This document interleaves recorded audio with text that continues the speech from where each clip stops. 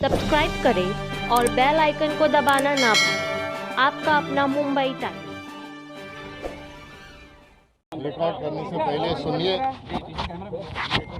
ये इनका नाम है फैसल फारूकी। ये इनके ऑफिशियल स्पोक्स पर्सन है।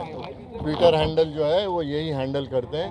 तो जो भी आप पूछेंगे मुझसे बात कीजिए और इनसे बात कीजिए ताकि एक बार ही हम सब आपको बता सकें। You can move your mask down. पहले हेल्थ का अपडेट कर दीजिए। हाँ बोलिए। सर, दिलीप साहब ने आज जो है सुबह 7:30 बजे के आसपास अंतिम सांस ली। आप लगातार इलाज कर रहे थे, क्या ट्रीटमेंट क्या है? देखिए, ये वक्त नहीं है कि उनको हमने ट्रीटमेंट क्या दिया।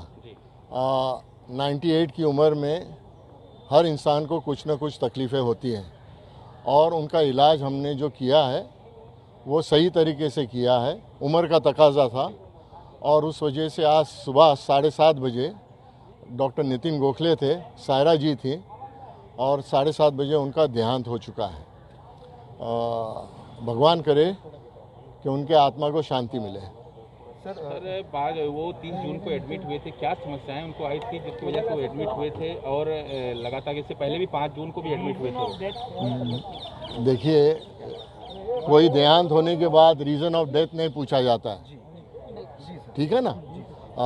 थोड़ी तो इज्जत देनी चाहिए जो इंसान का देहांत होता है। तो ये वक्त नहीं है कि क्या रीज़न है क्या नहीं है। उनको सांस की तकलीफ़ें थी पहले, तो आपको सब मालूम था। तो वो जो उसके लिए जो भी इलाज करना था उसके लिए कुछ डॉक्टर मौजूद थे जिन्होंने सब मिलकर हम लोग ने इलाज किया था। उसमें सब में पहले जो थे उनके कार्डियोलॉजिस्ट डॉक्टर नितिन गोखले थे, फिर मैं था। नितिन गोखले तो उनके मुझे लगता है 21 साल के ऊपर इलाज उनका कर रहे थे, मैं 20 साल से कर रहा था।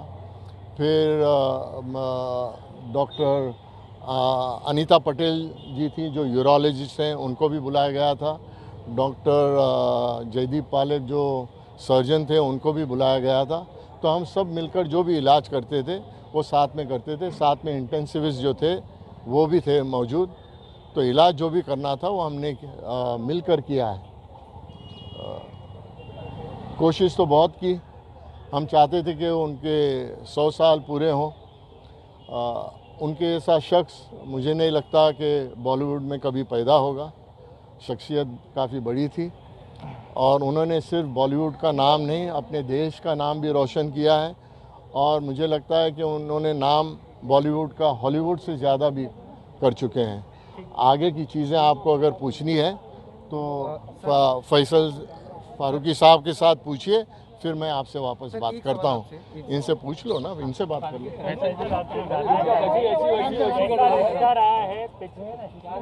हाँ बोलिए। कैसा रिश्ता रहा है? कई सालों से आप उनको जानते थे, खिदमत की उनकी, क्या मोबाइल पार्टी के रहे भाई? दिलीप साहब, आप जैसे जानते हैं कि एक खाली फिल्म अदाकार ही नहीं थे, फिल्म एक्टर ही नहीं थे, बहुत ही ग्रेट ह्यूमन बीइंग थे। और इस रिश्ते से उनकी मोहब्बत सारे देश के हर एक उस बच्चे से, बड़े से, बूढ़े से रहती थी।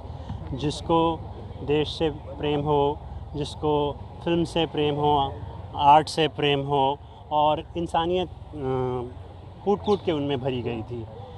इसी सिलसिले से साहब को मैंने ट्विटर पे इंट्रोड्यूस कराया, सोशल मीडिया पे उनको फेसबुक।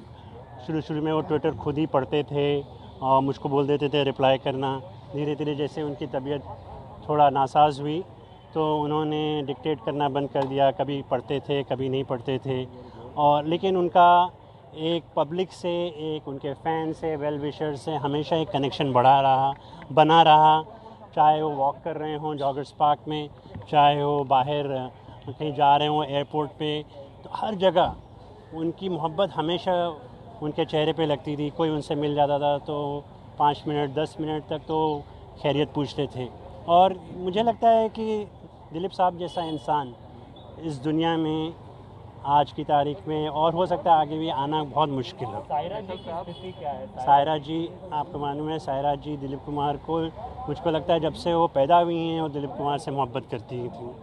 और सायरा जी की ऑफिशियली उनकी 55 साल की ज़िंदगी जो as a husband and wife जो उन्होंने साथ में गुजारा है वो एक मिसाल है। फैसल जी, आगे की क्या प्रक्रिया होगी? यहाँ से दिलीप साहब का जो पार्थिव शरीर है, क्या उनके घर पर ले जाया जाएगा? जी, अभी वही फैमिली और हम लोग सब लोग बैठे हैं ऊपर। कुछ ही देर में हम आप लोगों को इत्तला कर देंगे। शाम हमने ये सोचा है कि 5 बजे बैरियल उनका जुहू कब्रिस्तान में जो सांता क्रूज़ पे है वहाँ पर होगा। क्या उनका अंतिम दर्शन के लिए उनके घर पर रखा जाएगा, क्योंकि काफ़ी फेमस थे, बॉलीवुड के आइकॉन्स हैं, राजनीतिक जगत के लोग उनके फैंस हैं? ये मैं आपको इत्तला कर दूंगा। अभी वो बात चल रही है और ट्विटर पे भी मैं आपको अपडेट कर दूंगा। जी, थैंक यू। शुक्रिया, थैंक यू।